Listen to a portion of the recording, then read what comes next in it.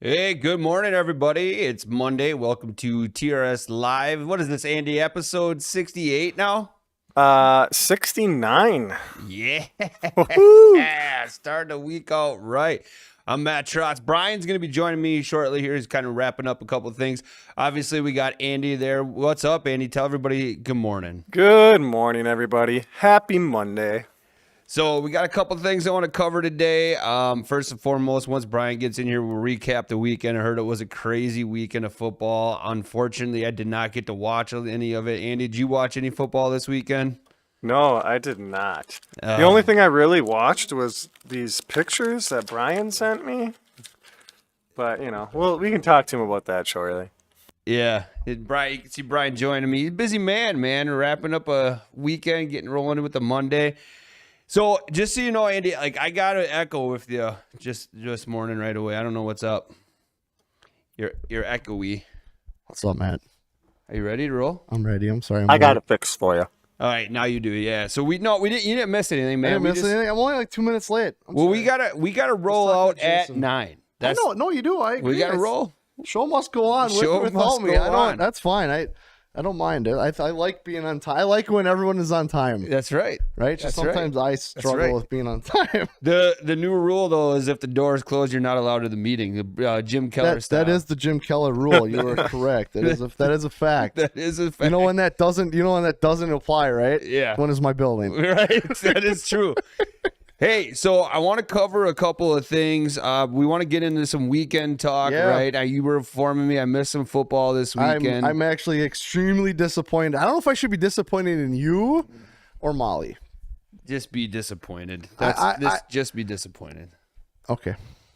But because I know you like football. I do like football. Well, we talked about this last time. I'm not a big fan of sitting down and just watching it. But this was the weekend. This is the weekend you should have watched. I should have watched it. We'll get into it. But I want to get into that a little bit. But Andy, so we dropped the Proficient Gary Atkins episode on the Fixed TV. Did we not? We did. We did. On Thursday. Yeah, it went out, right? And I've not gotten a chance to watch it yet. I'll have to watch that tonight. I know. I got to watch the full thing. Actually, I won't watch it tonight. That's a total lie. The Packers are on. I'll probably watch it tomorrow night. I didn't even know the Packers played. There's some things you could just not say. It wouldn't sound so bad. So uninformed. But hey, we got 2 clips, and there's a couple of things. First of all, I want people to just kind of see what these proficients are looking like. We got some stellar winter content coming for you on Proficient. But the other thing, too, is I want you to pay attention to the graphics package that are starting to go into these Proficient episodes. It's almost like we know what we're doing. Yeah, it's one thing to watch an angler and listen to an angler talk about it. Sorry. Good bush. But it's another thing for the concept and the idea. And play the first one, Andy, with the current flow, if you wouldn't mind. The reason why I chose this spot, because what you have is you have your river current sweeping down here, and the heavy current is actually on the other side. And what you have here is a little bit of a current break, which allows these fish to sit here and not have to fight that heavy current. The outside bend is always going to have the heavy current and the deep hole. The inside bend is always going to be the flat and the slower current. And where are we going to find those biggies and smallies? I'm hoping to find them right here on this flat. I'm trying to stay out of that cold water current. It's a really cool. So let's talk about the show for a second. Yeah. I mean, graphically, we're awesome. Just gonna say, and that's just the tip of the iceberg. There's some really cool stuff in there. It's like there's the most realistic looking animated smallies. We have that. Yeah, you want to play that real quick? If you want to, or do you want to talk about this? No, let's play that one real quick so people don't think I'm just full of it. Yeah. All right, here we go. I'm going to start with a tube jig. It's a great presentation for cold water. Once I got the boat in the water, I noticed that the water temperature was 45.7. So the fish are going to be a little lethargic. So we're going to start with a slower moving bait along the bottom. I've got a river bend right here with a deep hole here and a rock riprap shoreline over here on my If you like quick glance, here. You'd almost think that's real. These fish can move up and down to feed. So we'll start here, work our way up around the corner here. There's a little shallower flat there. They should be up there feeding. We'll see how this works out. and we'll adjust as we go. If the tube jig isn't getting them, I may go to a micro football jig or even a jerk bait. So anyway, that's it.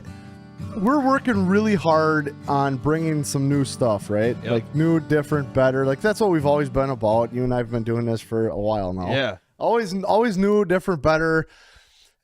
The Proficient series was, I don't know whose idea that was. I think it was Lance's, or I think it was Lance. It might have been Lance's. No, it wasn't Lance, was mine. it yours? So, but anyway, the whole idea is there's a lot of fishing shows out there with some really, really great hosts. Oh, 100%. Right? I'm not knocking anything. Yep. But having a series or a show that's always somebody different, kind of being their own host, and then we're taking them and putting them on a body of water for that day and basically watching them break down and talk about. Yep. So it's not me or you. Well, it could be me. It's definitely not you. Yeah, not but me. I mean, Yeah. local, it doesn't have to, they're not all touring pros. Like we had Kyle Carpenter on the first one. Yep. He's one of the best sticks in Wisconsin. Yep. Gary's one of the best sticks in Wisconsin now. He was the MPFL Angler of the Year last year. Obviously better than just a really good local stick. I Right, mean, right. he went on the trail and proved it, right? Yep. But there's a lot of really, really good anglers that aren't able to travel the country, that aren't able to spend 50, 60 grand a year to fish, right? Yep. And I'm not knocking the guys who can, but I'm saying it. There's a lot of other really, really good sticks, and kind of getting into their heads a little bit as far as, get away from everybody worrying about, we were talking about blurring the backgrounds on pictures, right? Yeah.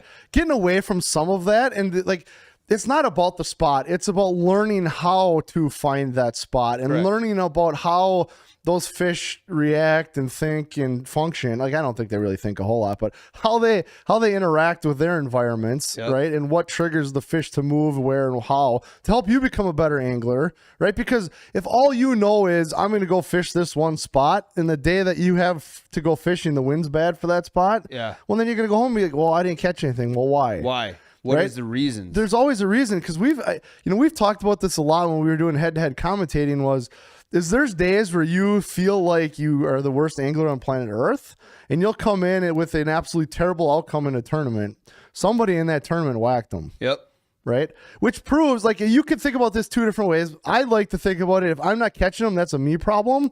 Somebody on this body of water right now today is. Somebody is. And we always saw that in head-to-head, right? Somebody would get on them, Yep. and then somebody would be struggling. It's not the lake. It's usually not the fish aren't biting. It's usually you. Yep. Right? Exactly. Well, because like you and Justin always talk about here at the store is like they're gonna eat. Somewhere. They have to eat. They will. Especially 100%. when we're talking like the walleyes. Walleyes are like the number one predator out there. They have to eat. One deer is the same way, right? Yeah. You'll sit there and be like, oh, it's dead today. Somebody shot one somewhere. There's something moving. Somebody moved somewhere. Right. And odds are it's typically where you were. You either blew them out on the way in, Yep. right? Now your spot's literally dead, or they're just on a different food source, right? Right. Now, sometimes it's, just that day and the wind's bad and they don't move quite as much, but Right. I don't think there's too many days that go by that deer doesn't eat, right? Like they get up and move at some point. It They might not have be when to, you want them right. to move, Well, and but they get up and move. You can't lay in a bed for 24 hours. You got to No. at least get up and stretch and, Right.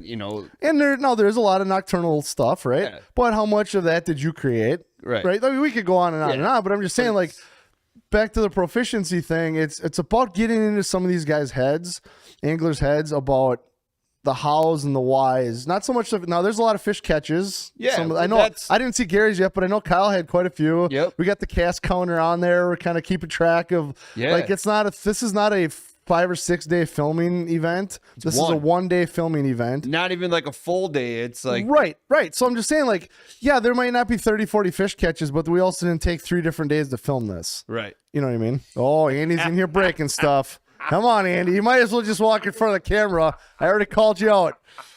What's going on? Oh, we forgot to turn the lights on. See, it wasn't the Freaking shit. It hilarious. wasn't my shadow. The dude tried to sneak in here. He was Turn gonna one get light the out. keys Turn crawl. another light Could have out. just been like, "Hey, Mac, I'll turn that light on." Yeah. Anyways, So anyway, I'm really excited about that show. It's awesome. I mean, I've fished with Kyle quite a few times. Yeah. I've been in the boat with him. I've never been in the boat with Gary, but I've been in the boat with Kyle quite a few times, and I learned like stuff watching his Proficient that I didn't pick up when I was in the boat with him. right. You know what I mean? Like Yeah, you oh, would yeah. think you'd see it all. Like we fished together a bunch of times. Yep.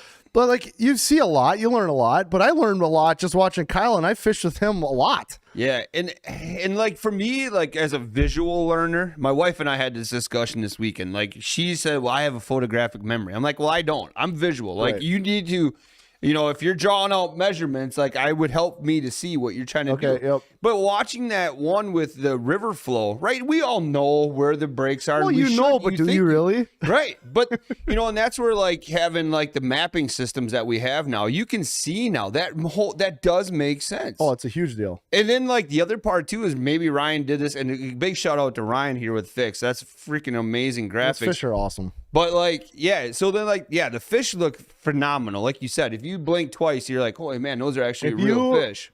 I mean, if we put in some grass, we could. I mean, it's a river, so it's mostly rock and whatever. But you could do some stuff to the environment, and I know he can do it. Yes. It's different because we're building shows or whatever now. But those fish themselves are amazing. Yeah.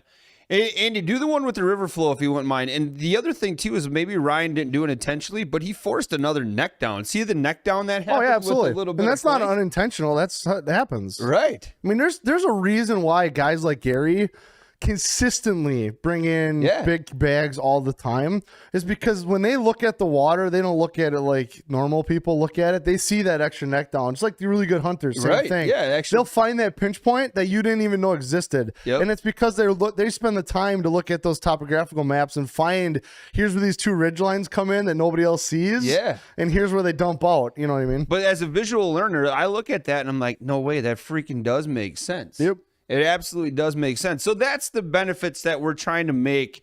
You're not just watching somebody sitting in front of a boat for, an hour. And because there's a lot of that out there. Oh, there's a ton of it, right? So I'm telling you right now, I'm not saying you're not going to see fish catches on the show. Yep. But it's not the priority of the show. Correct. It's the knowledge. Right. Yep. That's what, and obviously we want some entertainment coming out, but I'm really looking forward to That's a really cool series. what Scott can do and what Ryan can do with these ice episodes. Yep. How many different guys do you have lined up? Do you have any idea? I think we have 6 so Awesome. far. 6, and they could start weather dependent, ice dependent as soon as the Monday after Christmas. Now these aren't as live as some other shows because it's not about it's not about where you're catching them. Right. I'm just trying to preface it for people, Yep. right? But that Gary show is filmed obviously middle of November, Yeah. right? So Oh, they're yeah, that was right after relatively you won, I 2 or think. 3 weeks post.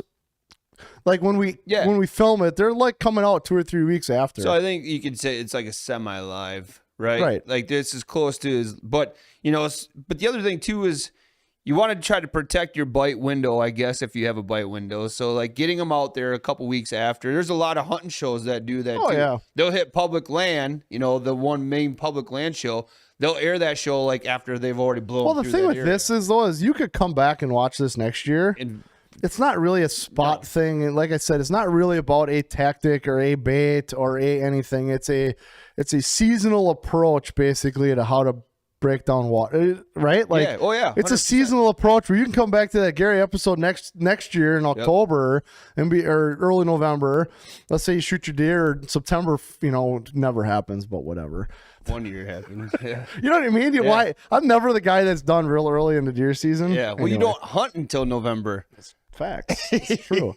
Anyway, but you can come back to that show next year and watch Gary break that down, and it's not about that spot. I don't know. I keep stressing that. Yeah. Because the biggest thing, if you want to become a good angler, is learning the whys and the hows, Right. and not the now. Like, don't worry about fishing what's IQ. happening right this The minute. fishing IQ, and that's what we talked about. I think it was last week with Lance and Kyle. Was the question came forth: do you think that all these graphs are going to hurt the youth? Well, the one thing they could potentially do with the youth is it takes away that just reading water. Oh, right, exactly. But then if you take it a step further, you could say, well, does it really take that away? Because now you're reading the water visually and you can see what's going on underneath. Me personally, technology is just changing life every day, all the time. It's been like that forever. Right. I mean, it's changing it I think, a little faster now than it used to, obviously, with technology advances. But they had the same argument over compound bows, right? Same argument with crossbows. Yep. Same argument with the GPS. It used to be the Loran C, and it was using antennas, and then there was the GPS, right? And then there was a 2-day sonar, and then we had flashers. And I mean, every single generation has something that the other one didn't, and the previous generation thinks it's a big pile of poppycock that these young whippersnappers get to use all this new technology, because back in my day, I had to triangulate off of that barn and the water tower, and it's this blue house with the horizontal windows. Like that's how they did it, right? Okay, fine. Like I'm not knocking it, but like it is what it is. Like we're using technology. Like Onyx didn't exist in hunting. Like none of that existed, right? Sitka didn't exist. So we got all this warm gear now. I mean, that's a huge benefit. Just keeping your butt out in the stand. You know what I'm saying? Like all I'm saying is there's thousands of technology advancements. We're sitting in one right now, right? Like this whole room. Well, like you could say, like I didn't have all these great shows to learn from. Yeah. If a kid wants to really wants to be good, between YouTube, the internet in general, now people like us trying to put out better content, like the learning curve is almost gone. If you want to study. Yeah, you actually had to read. Man, I had 3 or 4 different magazine subscriptions. Right. Like who looks at a magazine anymore? But that's how I figured it out. That's what it was, man. And then the rest was trial and error. Like I spent thousands of hours just trying things that now you can go on YouTube and learn were a complete waste of my time. Right. Oh yeah. There's a lot You know of what I mean? Okay, Google, how do I catch a fish? Yeah, right. Well, that's it. That's my point. That's the other one too. That makes sense. So obviously we'll catch up, everybody. Good morning, Larry, Travis, Adam was on here. We are on Facebook, on the Real Shot Facebook page, Facebook or on YouTube, and we are also on Fix TV, which we just got done talking about Proficient. And Download that the app, Fix please. TV, you're on download the app. the app. I'm on the app. Yep. And download what I'm the trying to app, say 'cause is that makes a great last minute gift idea. Yeah, the app is awesome. I mean, no, it is actually awesome. It's available everywhere. Well, it's not everywhere. It's available almost everywhere. Android, Android, iPhone. iOS, so any mobile device it works on. Yep. Just about.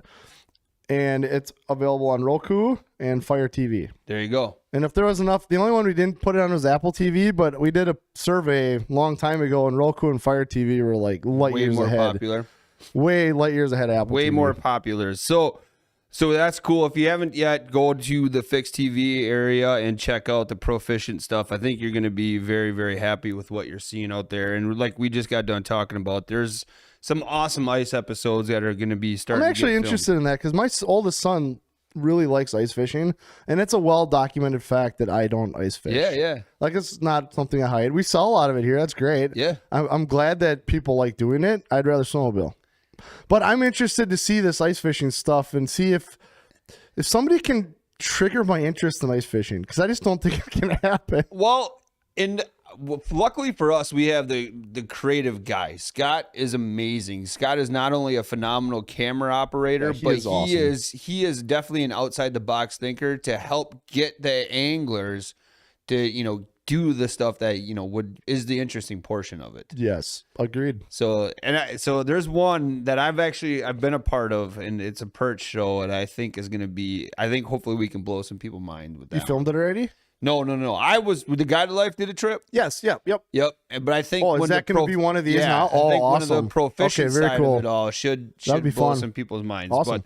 So go ahead and check those on out. Now let's get into the weekend recap. So let me know, Brian, or let Andy and I know what we missed. Andy, you I don't heard watch there was a football game either? from Minnesota that we should have been watching. I need new hosts. Yeah. I need new hosts. This isn't a football podcast. But if you go back to the beginning, I feel like you and I got to talk about a lot of football because you were coaching. I was still I am still coach. You still coach. I mean, you talked about football all the time, Matt. I don't know what's going on. It transitions. in Man life, card's I guess. completely been removed. I don't think so, because I'm remodeling my bathroom. So I think Does that be on your own choice? No, it's my wife's choice. Like I said, totally removed. Okay, so I'm not kidding. I think there's a lot of, if we just real quick NFL stuff, because I love football, so bear with me. Yep. Packers play tonight. Okay, fine. Packers are toast. I don't care. I'm a Packer fan till the end, but I like good football. Yeah. And the Packers have not been good football. What week are we in? 12? I have no idea, to be honest. Week Okay. 15. Oh, so I mean we're Yeah, here there's like for 3 playoffs. weeks left after this tonight. Yep. So yeah, we're getting right down to the nitty-gritty crunch time. I think there's really, in my opinion, only 2 teams that are like kind of separating themselves. The Niners and the Bills would be my 2 picks right now for the Super Bowl. I think the Niners are the best team. I think the Bills have the best quarterback. Yeah. Josh Allen's a freak show. I made a comment on Twitter because I was on Twitter this weekend because I get bored and I just whatever. Anyway, and I made a comment about that. If you were going to build a quarterback in a lab, what would you do that would not come out Josh Allen? Oh. What kind of responses did you get? Nobody, because I have like 2 followers on Twitter, so whatever. It's just a fun place for me to just throw spout off ideas. and Yep. whatever, right? Yep.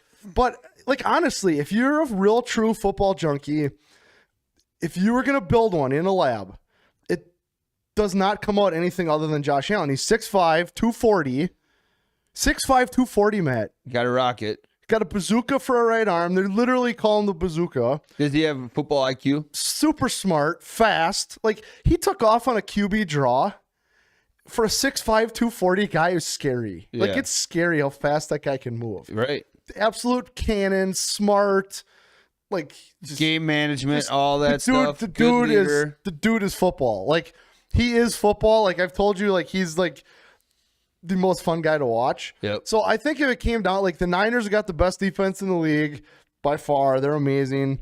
They're down to the 3rd string quarterback who's making himself a lot of money right now because he looks amazing. Yeah. I don't know if you followed him at all. Purdy, right? Yeah. Yeah, Brock Purdy came in, mystery relevant. He was literally the last pick in the draft. He's got that look to him where he's just, and the media's fawning over him. Is Garoppolo out the rest of the year? Oh yeah, broken ankle. Oh, okay. Yeah, So they're done. He's the guy. So like if Garoppolo came back, if Purdy goes down, I don't know, they bring in the punter. I have no idea. okay. I'm sure they got another practice squad guy that nobody's ever heard of or whatever. Right. But like this guy's a 4-year starter for Iowa State. Like he's got some credentials coming in. But I'll tell you what, he looks unfathomable. He just doesn't look like he's crackable. You can't. No, every rookie is Iceman. Every rookie's got their game where they look great for a while and then they come out and just completely flub the dub. It happens when it gets playoff time too. Here's why I don't think it's going to happen to him. Is I think Shanahan's an awesome coach, and he coaches a lot like I do. He's a defensive guy that likes to run the ball. Okay. Like that's their offense. Yep. They play defense. They play stupid good defense, and they run the football. But and when I mean they run the football, Matt, they run the football with the running backs, the receivers. They get everybody involved. Like they'll motion guys into the backfield, like their slot receivers in the backfield, and run them on off tackle stuff. Okay. Like it's a run. They're run first offense. Run heavy. Yep. Well, if you run the ball that well, throw the ball off a play action, it takes a lot of pressure off a young quarterback. Yep. I think they're dangerous. I think they're super dangerous. I think Buffalo is stupid good, but they're one Josh Allen away from not being as good. Where you got a team like the Niners, who's down to their 3rd string quarterback, still looking good, still handling people. Is Buffalo's defense? Yeah, they're good. I don't know where they rank. I'm not a big stats guy. Yeah. I'm a big like visual, like what do I see in front of me guy. Like I don't. Stats obviously dictate a lot of it, but there's a lot of the intangibles that I like to watch for. So anyway, that's the deal there. Niners destroyed the Seahawks Thursday. The Vikings Colts. Okay. Yeah, so, but we keep going on the Bills one though. They played Miami. Yes. And I lied. I saw a little bit of that. The Bills Miami game came down. It was back and forth. The Dolphins are legit. Yep. They've got my favorite coach in the NFL, Mike McDaniels. If you haven't followed, we've talked a little bit. The guy is hilarious, but he's also like an evil football genius like type. Yep. They're going to be really good. They're tons of speed. They went into Buffalo in a blizzard and competed, and they did not roll over. That's an easy game to roll over and play dead. Yeah, well, right. You're from Florida, South Florida. Yeah, it's cold as crap.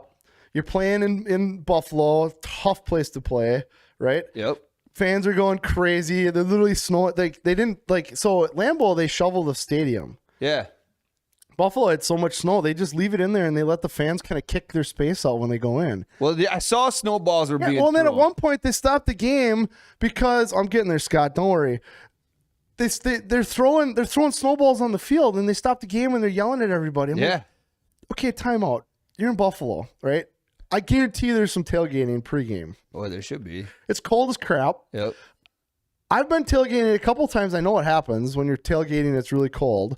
These guys all go in there half bust off their ass, and they're not thinking they're going to throw snowballs on the field. Like, come on, guy. Like, who's in that Bills organization didn't think this is going to be an issue? See, the little bit I saw, there were a couple though that was like almost interference with the game was in. No, play. I agree with that. I think the fans need to be better. Hell yeah, yep. But I think it's completely unrealistic to think you're going to have 60, 70,000 people in an area when there was a lot of pre-gaming going on. I'm not condoning anything. I'm just saying there's a lot of pre-game going on that they're not going to start throwing snowballs on the field. I mean, come on. Right. Okay. So, but I think Miami, I'm torn on them because some games they look awesome and Tua looks awesome. And then some games like last week, they just can't do anything. Yep. I think they're just a young team, young coaching staff. And I'm just talking, I don't know. So if somebody wants to be like, oh, they got this guy as the coordinator. Like, that's not what I'm saying.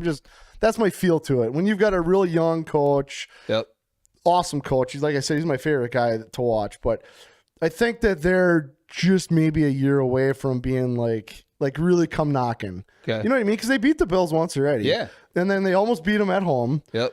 If they get in the playoffs, they're going to be scary because they're fast. Well, and that's the thing, though. You play in that snow and that kind of weather, like that takes away the speed aspect. It does a little, but it really doesn't now because the fields are heated. Yeah, that's true. Like the game isn't like when we grew up with we say this a lot with the Packers or whatever, but like Lambeau Field, home field was a big deal. Right. Well, that's when the field was frozen and there wasn't sideline heaters and whatever. In 1990, whatever, when Mike Vick came up here and destroyed us in the playoffs, home field forever has never been the same since that game because I was at that game. Right. He destroyed us in the playoffs. Dome team from down south came up to Lambeau in January and made us look like we were foolish. He was a freak, though. But no, I agree. But I'm saying, like, ever since that game, the Lambeau Field mystique feels like it just was shattered. Right. Then now we've lost games at Lambeau to cold, warm weather teams that we shouldn't have ever lost. No. Like, we never lost those games prior. Right. So I think that a lot of that is there's helmet heaters and the field heaters. I mean, just the game technology again. Yeah. Like we're talking clothing, about like heated stuff, right? But technology again is making it easier for everybody to compete. Yep. Where back in the day, Lambeau was unbeatable because it was like the 13th guy that you had to compete with, and the technology didn't help you. Yeah, and you couldn't replicate those elements. Yep. So then other top team in the NFC is the Eagles, Bears. They barely beat the Bears. I'm not sold on the Eagles at all. Like, not even kind of a little bit. Whatever happened to that Zach Wilson guy? Is he hurt? Oh, no, he's that's the Jets. The Jets. Yeah, he played yesterday. I always thought it was the Eagles, yeah. Nobody cares about the Jets. Okay. But I'm not sold on the Eagles. I don't think they're going to – I just don't think they could beat a team like San Francisco, personally. Lions won. Actually, the Lions beat the Jets yesterday. I see Nectarline always comment like they're super. The Lions are extremely gritty. Like, they don't have a great quarterback. They've got a really good running back, Jamal Williams. He was an ex-Packer. Defense. I don't know a lot about the names on the team, but they play hard. Like, every game, they've been in every single game this year. Yep. And the losses they have been within points. Yep. Not getting blown out. And they play hard. Their coaches got those guys believing that they can win. That's a big and part they of it. will run through a wall for that guy. They obviously like him. I don't know anything about the guy, but you could tell when teams respond like that. You know what I mean? Because there's a lot of talk about how do you coach in the NFL. Actually, Coach Prime, if you follow college football, he's been talking about he'd never go to the NFL because he doesn't want to deal with the egos. Right. Right. And all these teams have got the same high paid guys. Yep. But yet you get some coaches who get these guys to turn it over and move on past that, the money and the ego. Buy into the system. Yeah, but the Lions have been fun to watch. I'm not gonna lie. Then you got Cowboys lost in overtime. Ooh. Dak threw a pick six in overtime. They lost to the Jags 40-34. He has not always been the solid playoff. He plays for Mike McCarthy. He can't be any good. I don't really care. Moving on. I can't stand Mike McCarthy. The guy drives me nuts. Yeah. He just, I don't know.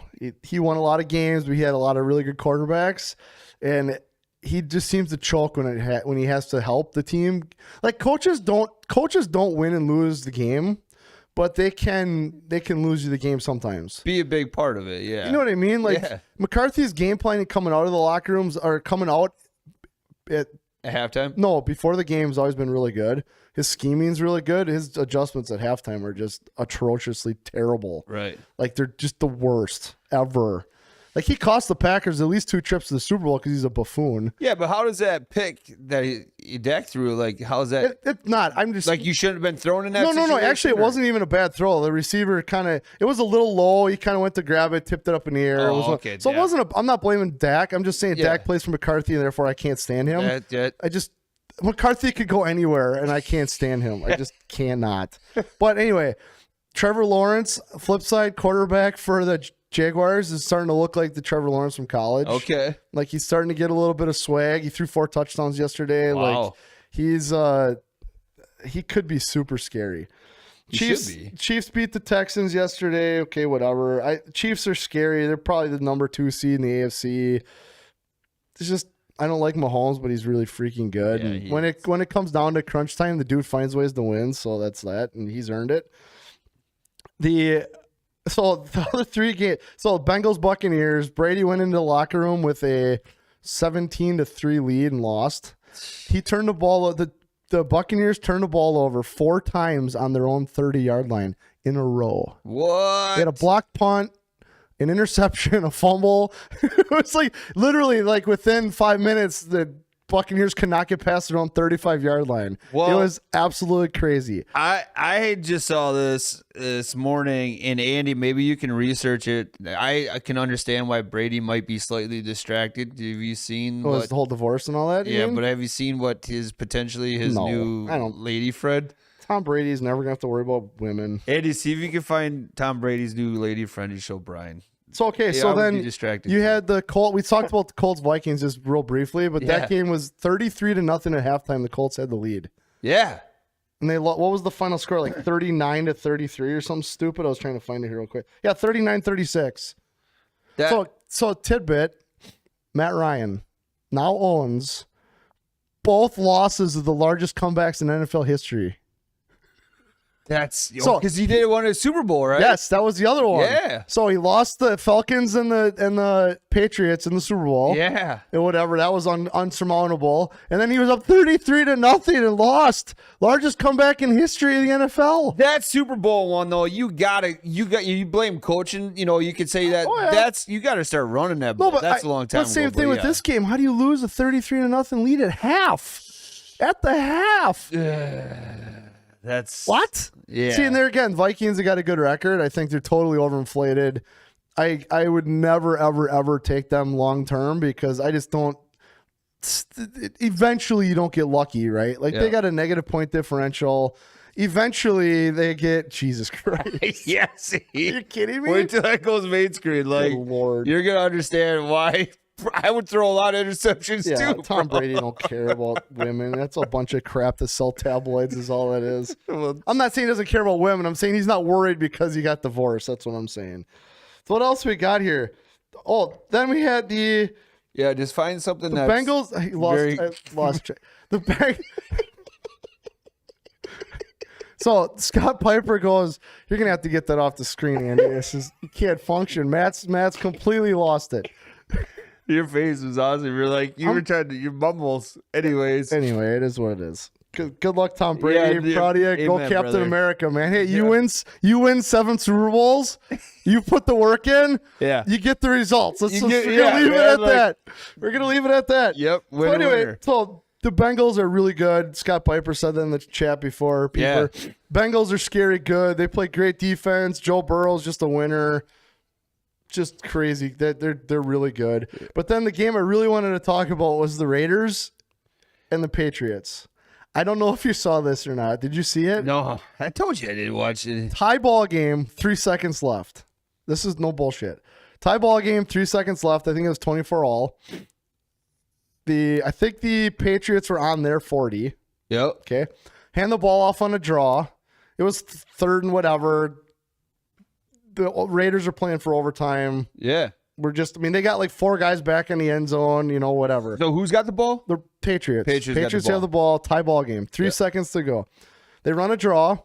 Guy gets to about the 35-yard line on the draw. He decides to flip it backwards to a wide receiver, who then decides to turn around and throw the ball backwards 20 yards. Yep. Gets intercepted, and the guy goes and scores. Yep. So it doesn't count as an interception. Actually, it's a fumble. Counts as a fumble because it was a backwards pass. Yeah. what the hell? Like, Get out honestly, of bounds, you're in field goal range. but they were all. There was 3 seconds. The clock, the game was, clock it was was over. out. Clock was Right. over. Right. Guy gets tackled. We go to overtime. We're the NFL rules in overtime is if one team doesn't score a touchdown, the other team gets the ball. At least you got a shot. Right. So this receiver turns around, throws it backwards, 20 yards backwards. Linebacker jumps up, grabs it, runs over Jones, runs in the end zone. Game over. What the fuck? I mean, what? Didn't the What? Why? How? I would be so afraid of being anywhere near Bill Belichick in that situation because the hood had to have been wild. Oh man. Maybe the dumbest football play of all time. Yeah. Weren't the Raiders a part of another game, or was it earlier this year, or was it last year, where like whoever they were playing, if both teams if it ended in a tie, they both made the playoffs or something like that. That was last year. I don't remember. Yeah, but there was like trash talking, so the Raiders just scored and said, "Fine, now you're not in the playoffs." You're right. I remember that. That's right, because it could have potentially ended they were going to take a knee or something. Yeah, and then they said, "Screw it." Yep. That's right. So this is so. We can get into other stuff here in a second, but I'm not a NFL football is rigged conspiracy theorist because I believe there's way too many hands in the cookie jar. Yep. That if it was actually getting rigged in the 50 years or whatever, it would have gotten out, right? Like, how would you keep it that under wraps for that long? I could be wrong, but whatever. But if you watch the games this weekend, and there were so many different instances that it's almost hard to not see where they're coming from a little bit. The big one that I keep seeing now is the I know it doesn't matter, but the Commanders game. Yeah, last night. Well, I was going to bring that up. Yeah, the guy There's 2 plays in the end of that game where if you're watching that game, you're like, wait, what? Yeah. Because like the receiver looks over at one point. Yep. And he signals, and it looks like the umpire, the side judge, said, "Yup, you're good." So as he turns around, they snap the ball. He throws a flag for being in the background, and it cancels him out. Well, then later on, the same thing. The ball literally is in the air, and the New York Giants guy is hugging him, and they don't call pass interference in the end zone. Like, they got a picture of it. You can see the ball's like 20 feet away still, and the dude's got his arms draped around him. Like, how do calls like that get missed? So here's the question, though. Like, if the game doesn't matter, like, is it still rigging it? No, but those games matter. That game matters. Is that are they like? Oh, they're both playoff teams. Oh, okay. They were both playoff teams. I think the Commanders' percentage of getting in the playoffs, if they would have won, they were doing this before the game, was like 91%. They would have been in the playoffs if they would. Yeah, look at that. Look at that. Oh. How is that? I mean, come on. Right. Like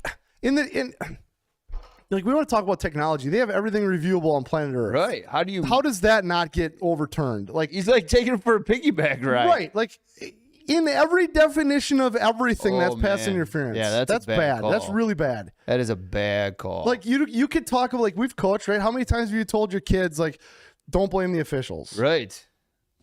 Well, how do you not blame the officials in that situation? Like, you can't go into that locker room and be like, "Yep, you're right, guys. We didn't get screwed at all on that one." And the crappy thing is like, I mean, it's over with. Like, what are you going to do? Now you just have that as an example, but it's just bad. But it makes you wonder. It's calls like that now. And there was a bunch of other instances that I saw where guys like didn't go out of bounds when they should have, or stayed in bounds when they shouldn't have. And you're dealing with situations where I understand they're just players, but these guys have been playing the game for a really, really long time. right. And there's certain situations where I feel like I've had to coach that at the 6th grade level. Right. That if I had that kid in high school, I'd be wild if they did the same thing some of these pro guys are doing. Yeah, you shouldn't have to. That's you're professional. You get paid. You shouldn't have to tell a guy that's been playing football since he was 6 years old, right, when to get out of bounds and when not to get out of bounds. Yep. Or you know what I mean? Like, or when you need to get the first down versus not get the first down. Yep. Or like there was another play yesterday where the guy literally, it was 2nd and 10 or something. I don't remember which game, but I watched him put his foot in the ground and run at a guy. Literally run at the guy and get tackled short of the first down versus literally he had nothing but grass this way for almost, it could have been another 10 or 15 yards. Like what why? Right. What? It just makes you wonder. It would be interesting if it was. Because, like, what was it? Like, right after 9/11 happened, didn't the Patriots win the Super Bowl? Yep. Well, I believe the Saints won it right after Hurricane Katrina. Right. They had that huge whole crisis down in New Orleans, and I think that was the same year the Saints won the Super Bowl. I'm almost positive. again, I don't want to believe it. Maybe that's part of my problem. That I don't want to believe that something like that Is possible. But on the flip side, like I know just running the small businesses I run and how hard it is to get everybody on the same page all the time, right? Not pointing fingers at anybody, but it's not easy. Yeah. I couldn't imagine trying to run something as big as some of these organizations and keeping it all under wraps. Without having a whistleblower or That's what I'm saying. You're right. Maybe they don't. Maybe there's just maybe that they're much swimming with the fishes. If you try to push the envelope a little could bit, very well be the case. Well, like Scott's got here, like we're going in a different world. The basketball here, the Bucks versus Warriors, 7 technical fouls, 19 falls called in the fourth period alone. Scott, I didn't know you were this big of a sports he's a huge junkie. sports guy. Scott, you should just be on the show someday. Come on talk in. about Yeah, the day after. Scott's going to take my place on Mondays during football season. I did not know that, Scott. Scott's huge. Oh, yeah. Walk on in, sit down, Scott. Yeah, come on in, Scotty. Like Will, him and Will, they're always talking. Like, those guys are hardcore sports guys. But I mean, that's another. You can get into professional basketball. It's just getting out of control. Yeah, and I don't know. I'm not a basketball guy at all. I don't watch basketball. But we were talking about this last week, I think, in the Bucks game where that game right there where what's his nuts got a fan kicked out. Oh, really? Yeah, he got a fan kicked out because supposedly the fan threatened his life. Right, I understand that, right? But I mean, come on. You're a professional basketball player. You think a fan is going to be able to mess with you? Draymond Green, that's who the hell it was. Yeah.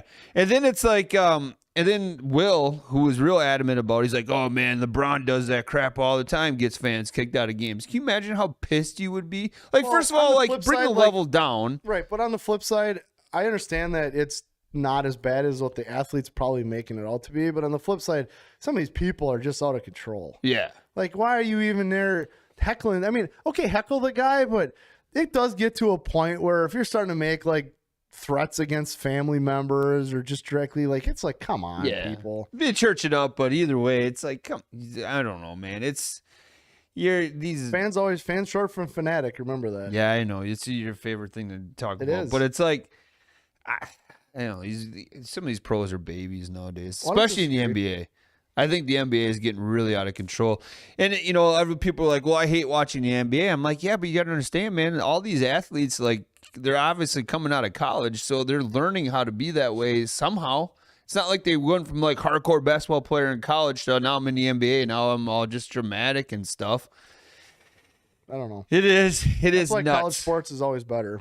Speaking of dramatic, though, how about that Brad Fuller interview on Friday? That's awesome. I thought that was a really good one. It was really good.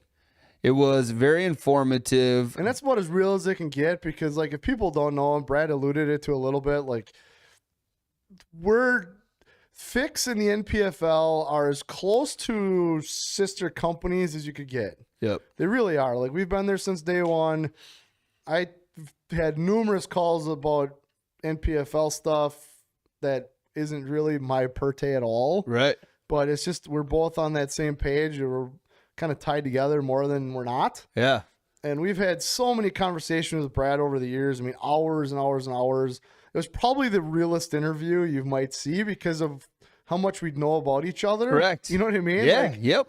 Yeah. Everybody's asking questions where we know what's going on with it.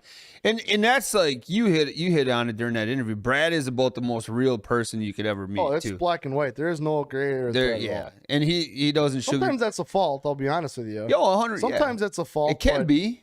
At least you know where you stand, right? It's never a what is Brad thinking? Well, you freaking know because he just told you literally. My new slogan is like the truth hurts. Like is it what the fact that I said it or is it the fact that the truth is what hurts? Well, that's a big thing nowadays is that people can't handle the truth. Right. Not to be like cliche in the old movie, but it is. It's true. Like people can't handle it anymore. Right. Like truth freaks them out. It's just because I said it doesn't mean like it's coming from me. It's just the fact that it's the truth. So well, like, and that's where like social media is obviously great in a lot of ways, but it's terrible in a lot of ways too. Because like we were just, I don't know if you follow, but I'm a board member for the JJ Keller Foundation, and we just donated our $75th million since my grandparents died and put all the money in.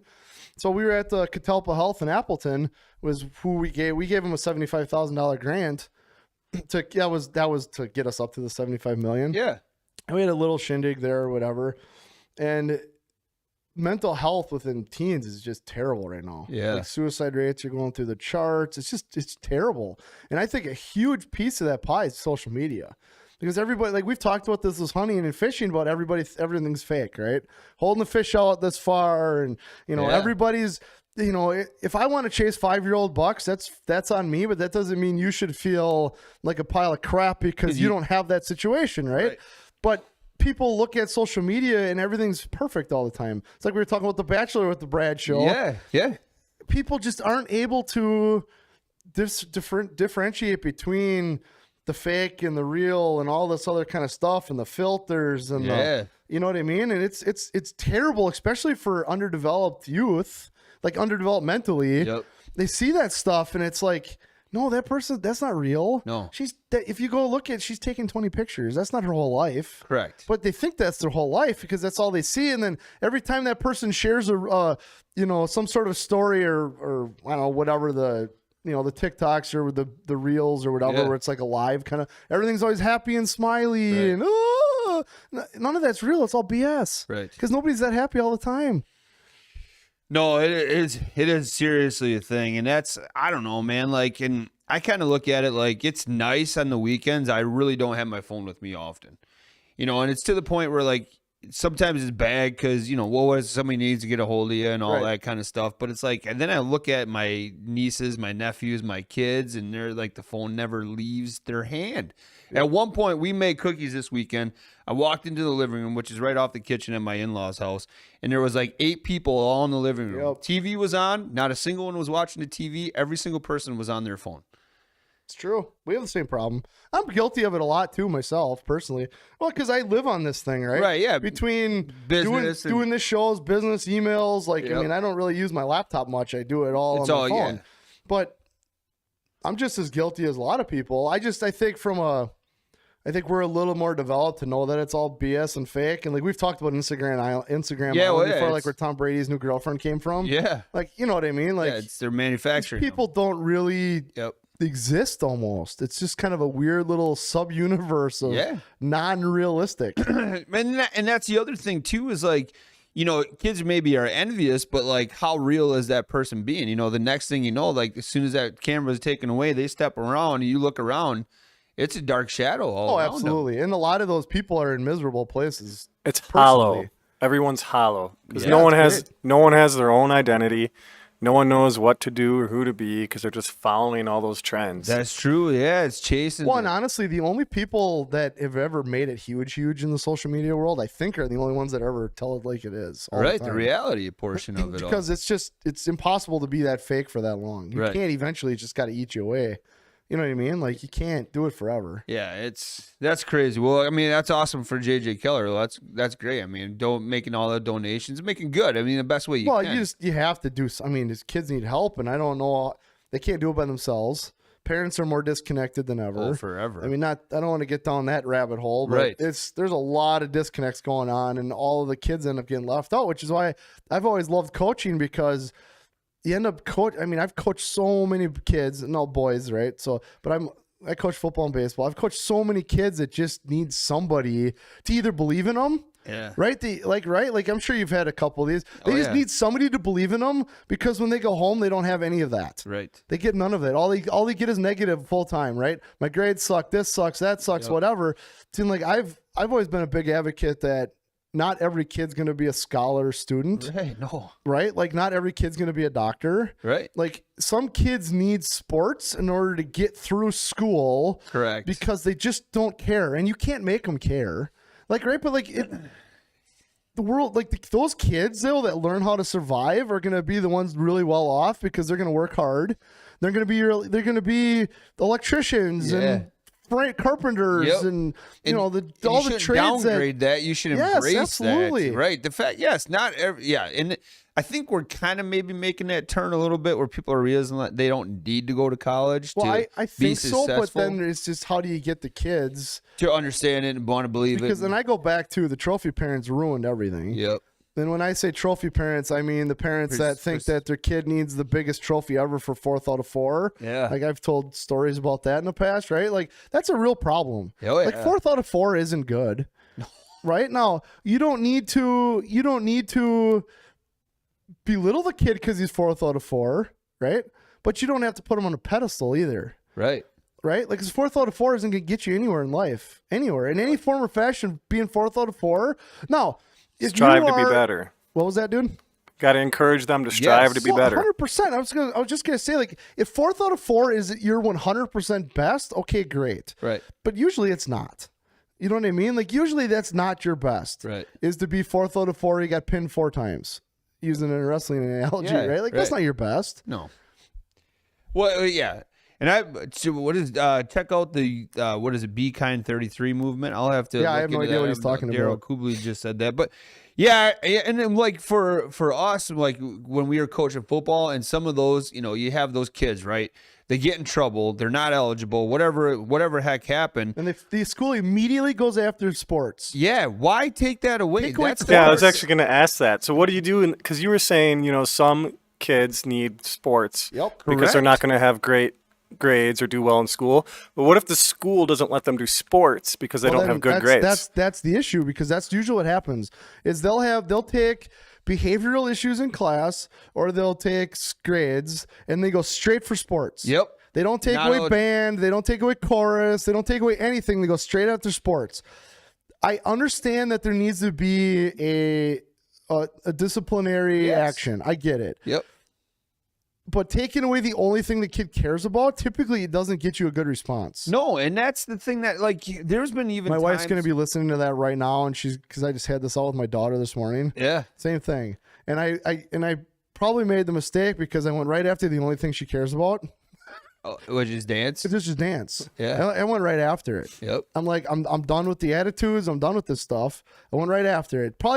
Probably the worst thing I can do, but just in the moment, I'm like, no. Yeah, but that's the thing though. Like, if this is going to get to this point, I'm going to take away something that you absolutely love. But on the flip side, you take that thing away, and now they have nothing. No outlet, that's nothing. Their whole existence for being. As soon as you take that away, then what do they got? Right? Like, I know I can think of 2 kids I had on my team this last year that football was their outlet. Right? I could use football. Now, if the school wanted to work with me, I could use football to get them to be better students. Heck yeah. But if you take football away, I'm out. I can't help you anymore. Well, and that's the thing too. It's like, some schools, maybe the one I help with is, well, they can't like, I get it. They can't practice. I understand that, but they still need to be a part of that team. They still need to be. It's like we've had certain instances where they can't go to the games, they can't be on the sidelines and all that stuff. And I'm like, well, that doesn't make sense.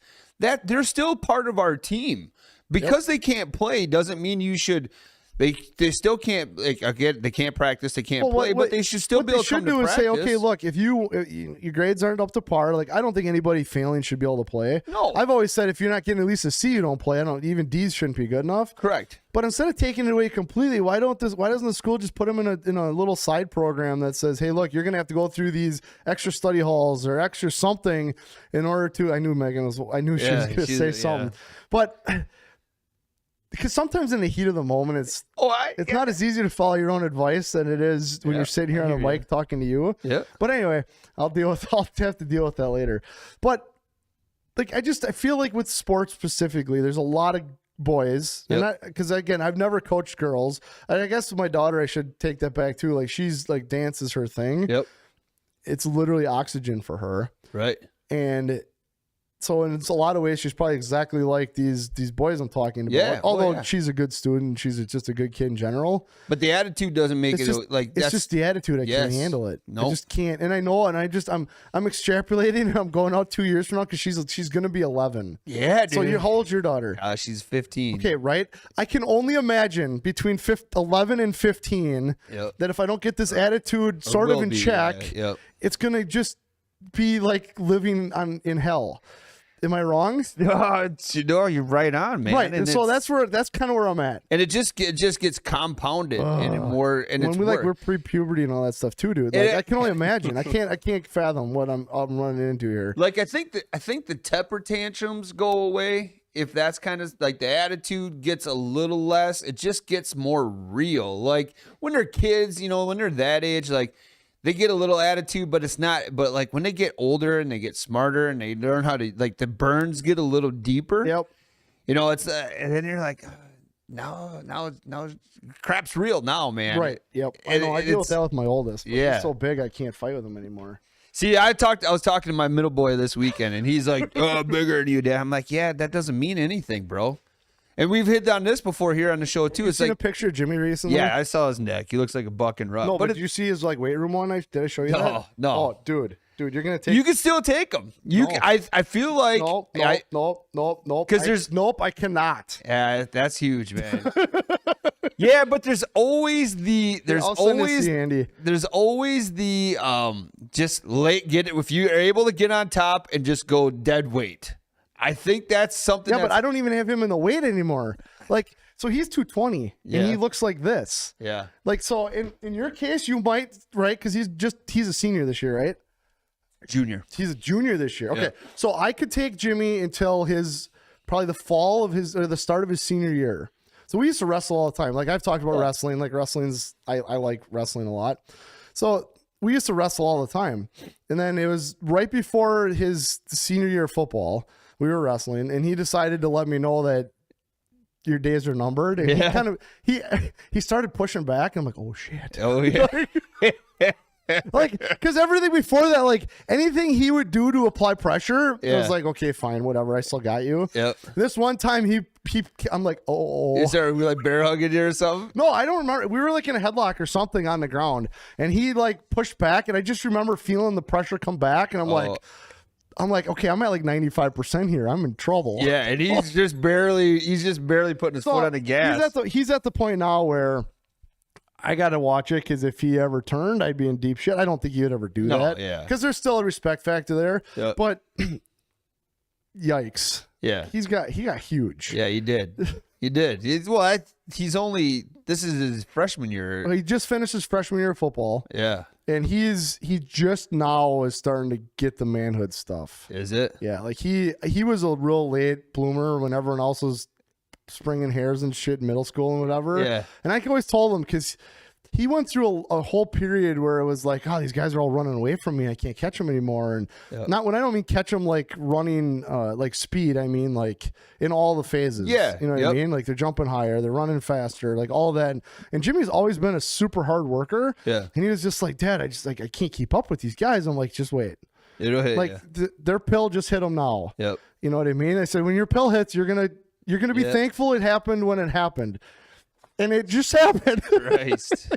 like he's freaking huge. Yeah. Like I'm not messing with him anymore. He's 5'10", 220, and he's I'm like, Jeez. I'm 6 foot 230, but I'm a way different 230. What is he repping bucked up now or something? Oh yeah. He's got like 3 or 4 affiliate deals he does now, and it's all weight room stuff. So nice, good for him. Yeah, man. right. He spends 6 days a week in the gym. Like that's crazy. The kid lives in the gym, which is great. But I'm just proving your point. Like there might, because I know Ethan lifts a lot. Evan does, yeah. Evan. Evans. He's gotten not that big. No, but he's getting big. Big. I've seen him on social media. He's getting. Yeah, he's putting some muscle on. Yeah, dude, it's reality when these kids start getting a lot bigger than you. I'm just heed my advice. There might come a point in time where they'll put your weight on him might not work. Doesn't the wisdom come in at some point? Only if you're willing to play dirty. Yeah, that's true. Well, and if and all is fair in fighting, is my opinion. But only if you're gonna play dirty. So. Well, I had some stuff I wanted to get into, but I think we'll save it for Wednesday. No, I think it's a good one. I think we'll save this stuff for Wednesday. Monday's a hard show not to just shoot the shit. No, I agree. I brought in some product here. You know what's really bad when your wife is using your own quotes against you. I know. That's literally what she's doing there now.